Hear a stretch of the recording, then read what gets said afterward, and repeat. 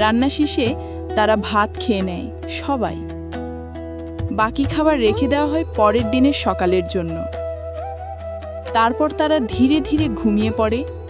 নদীর বাতাস, দূরে চরের শব্দ, সব মিলিয়ে এক নিস্তব্ধ রাত।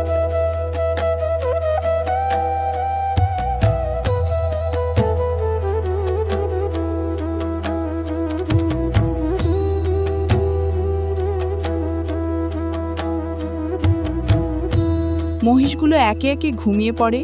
রাখালদের কেউ কেউ এখনো বাইরে বসে পাহারা দেয়, আবার কেউ গভীর ঘুমে ঢলে পড়ে।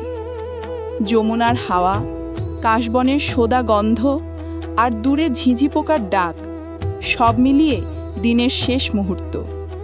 এভাবেই দিনের পর দিন একই সাইকেলে ঘুরতে থাকে তাদের জীবন।